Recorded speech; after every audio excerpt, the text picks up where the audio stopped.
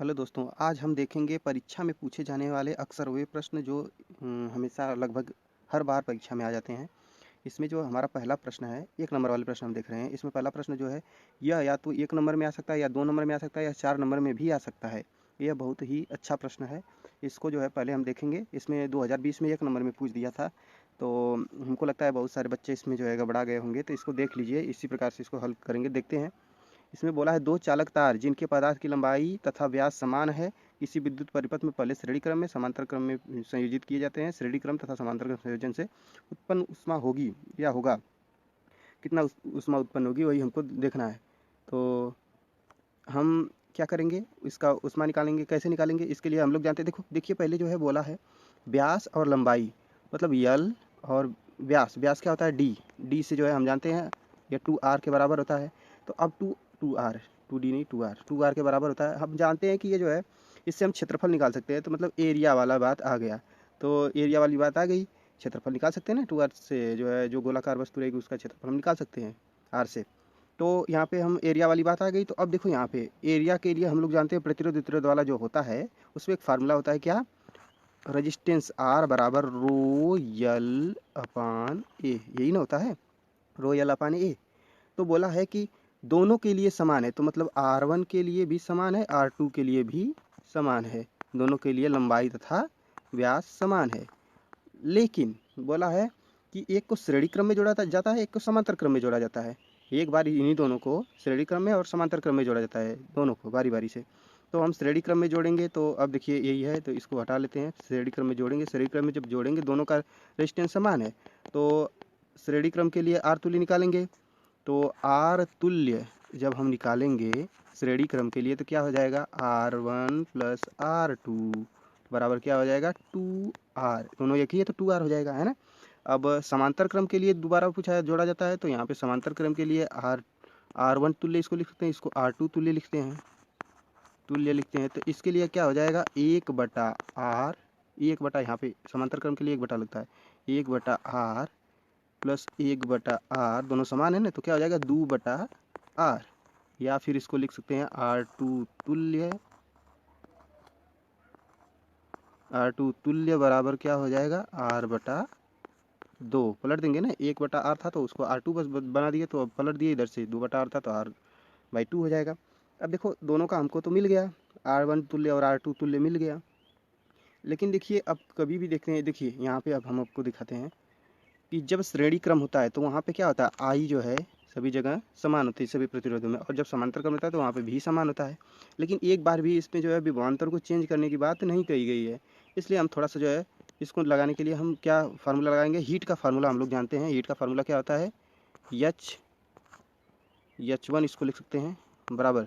अब हम लोग जानते हैं हीट क्या होता है, W ही होता है। उसमें केवल 4.2 का भाग मार देते हैं तो वह हीट में चेंज हो जाता है। तो ये W का फार्मूला जो होता है वही हीट का फार्मूला लिख देते हैं, केवल 4.2 का भाग मारा जाता है। तो हीट का फार्मूला जो होगा, जैसे W बराबर P/T होता था, इसी तरह H बराबर भी P/T होगा, केवल 4.2 का इसमें भाग मारा रहता है। तो अब देखिए यहाँ पे P/T, अब जो है इसमें जो है हमको चेंज करना है, जैसे लाना है वैसे हम लाएंगे। तो हमको चाहिए क्या, भी चाहिए और रेजिस्टेंस भी चाहिए, तो V²/R होता है। अब देखो, W बराबर P/T होता था, यहाँ पे H बराबर भी होगा V²/R/T हो जाएगा। अब इसको हम लिख सकते हैं R1 तुल्य, R1 तुल्य, R1 तुल्य हो गया।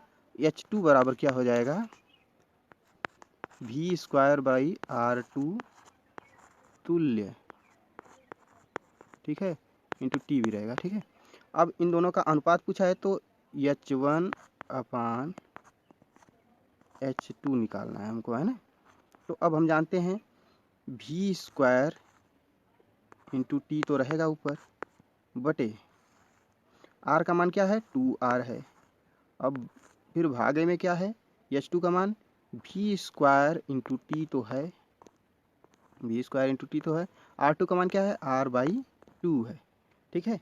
अब देखियो, V² तो कट गया, ये सब गया ऊपर वाला। अब बचा क्या हमारा, अब बचा जो है इसी को सॉल्व करेंगे। बचेगा H1/H2 बराबर क्या हो जाएगा, 1/2R बटे 1/r/2। अब देखो, पहला गुणे चौथा, दूसरा गुणे तीसरा होता है, ये अनुपात का नियम होता है, पहला गुणे चौथा, दूसरा गुणे तीसरा।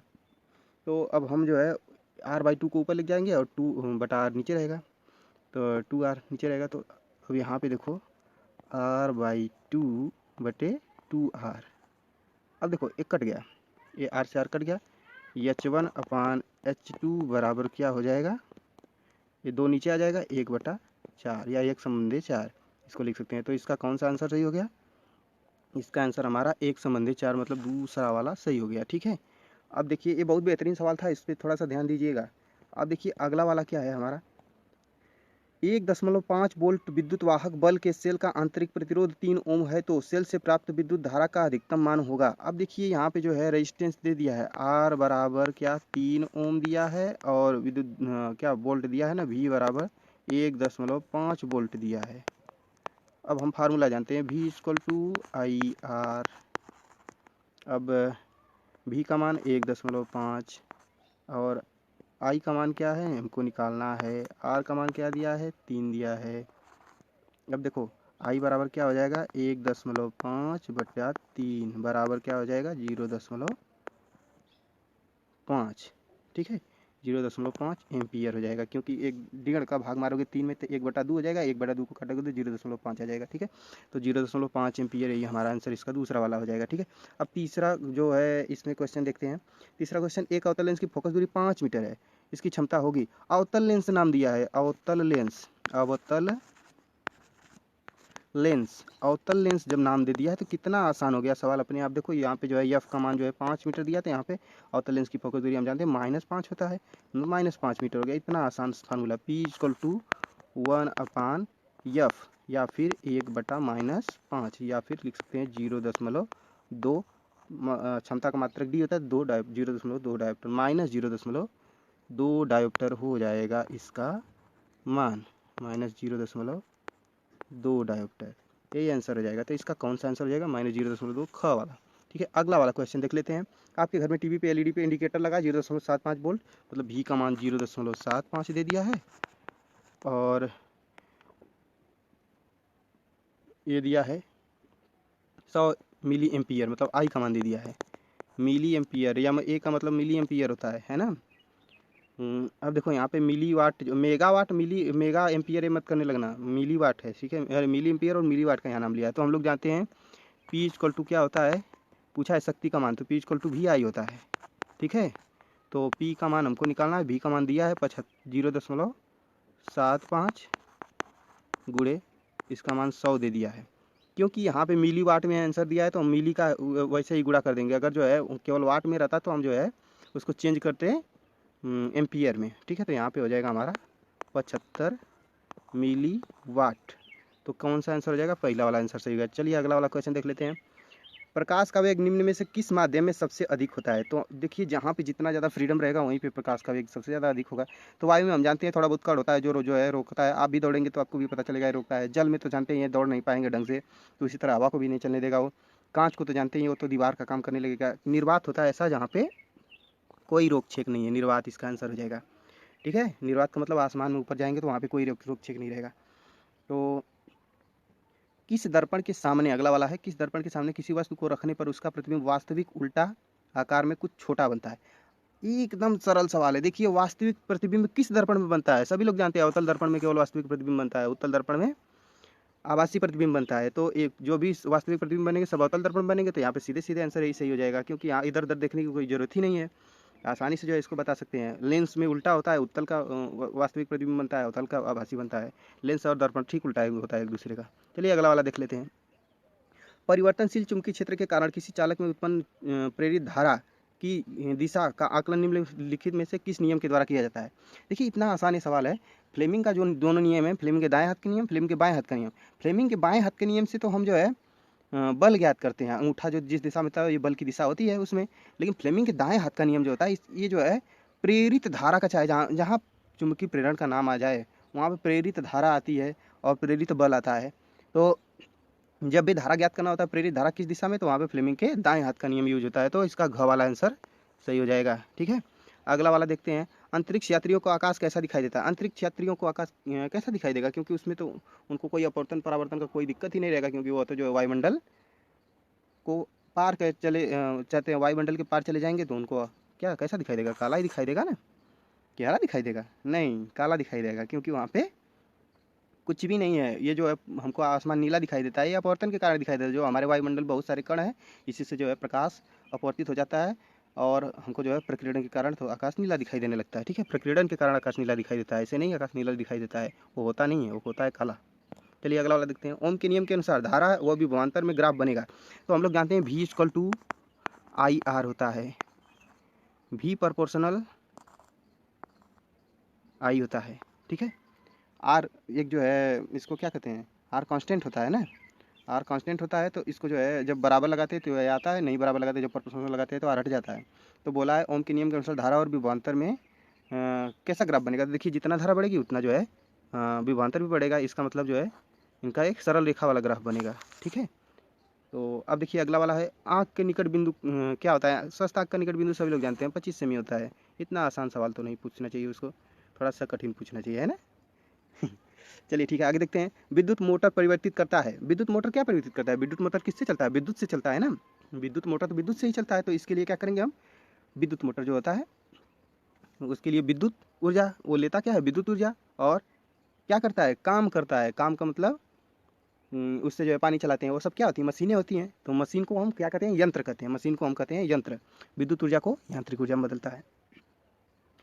अब अगला वाला क्वेश्चन है, कांच का अपवर्तनांक अधिकतम होता है। कांच का अपवर्तनांक का मतलब होता है मुड़ना, विचलन, कितना मुड़ता है किसमें। तो इसमें कौन सा रंग ज़्यादा मुड़ता है? एक बात सुने होगे कि लाल रंग बहुत कम मुड़ता है ना, लाल रंग बहुत कम मुड़ता है। जो सबसे ज़्यादा मुड़ता है, देखिए विवग्योर के बारे में उसमें आपको पढ़ाया गया होगा किताब में। विवग्योर सबसे नीचे सबसे ज़्यादा मुड़ने वाला भी से चालू होता था, नीचे से चालू होता था विवग्योर। तो भी से चालू होता था, तो विव ग्योर। तो सबसे नीचे क्या होता है, सबसे नीचे होता है V। तो इसका मतलब बैगनी, वायलेट मतलब बैगनी होता है। ठीक है, तो सबसे ज़्यादा जो मुड़ता है वो क्या होता है, बैगनी होता है। अगला वाला है, देखते हैं 1 किलोवाट घंटा में कितने जूल होते हैं। देखिए 1 किलोवाट घंटा में कितने जूल होते हैं, इसको निकालने के लिए 1 किलोवाट, किलोवाट को हम लोग वाट में बदलेंगे तो 1000 हो जाएगा। और घंटा, घंटा को जो है हम जूल में हमको चेंज करना है ना, तो घंटा को हम सेकंड में बदलना होगा। 60 गुणे 60 होता है, 60 गुणे 60 क्या हो जाएगा, 36 और 36 लाख हो गया ना, 36 लाख जूल। इसको लिख सकते हैं 3.6 गुणे 10 की घात 6 जूल। तो कौन सा आंसर हमारा सही हो जाएगा, ये वाला आंसर सही हो जाएगा। देखिए इसमें थोड़ा सा जो है लिखने वाला सही नहीं था, इसलिए नहीं सही से लिखा गया है। 3.6 गुणे 10 घाते 6 जूल हो जाएगा इसका। ठीक है, अब अगला वाला है, एक गतिमान इलेक्ट्रॉन उत्पन्न करता है। एक गतिमान इलेक्ट्रॉन क्या उत्पन्न करता है? इलेक्ट्रॉन जब गति करता है तो वो क्या उत्पन्न करता है, इलेक्ट्रॉन की गति द्वारा ही ना हमको विद्युत मिलती है। इलेक्ट्रॉन अगर गति नहीं करेगा तो विद्युत नहीं मिलेगी, तो विद्युत तो मिलेगी ही मिलेगी। ठीक है, अब इलेक्ट्रॉनों की गति द्वारा ही चुंबकीय क्षेत्र उत्पन्न होता है, क्योंकि देखो अगर चुंबकीय क्षेत्र नहीं, कैसे चुंबकीय क्षेत्र उत्पन्न होगा, जब इलेक्ट्रॉन गति ही नहीं करेंगे तो चुंबकीय क्षेत्र अपना प्रभाव कैसे बनेगा चुंबकीय क्षेत्र का। तो चुंबक जो होता है वो एक क्षेत्र तक जो उसका प्रभाव होता है, तो इलेक्ट्रॉनों की गति का कारण ही होता है। तो इसके लिए क्या हो जाएगा, विद्युत चुंबकीय क्षेत्र और विद्युत और चुंबकीय क्षेत्र दोनों। ठीक है, यही आंसर हो जाएगा। अब अगर ये वीडियो आपको अच्छी लगे दोस्तों तो इसको लाइक करें, शेयर करें और चैनल को सब्सक्राइब करें। धन्यवाद।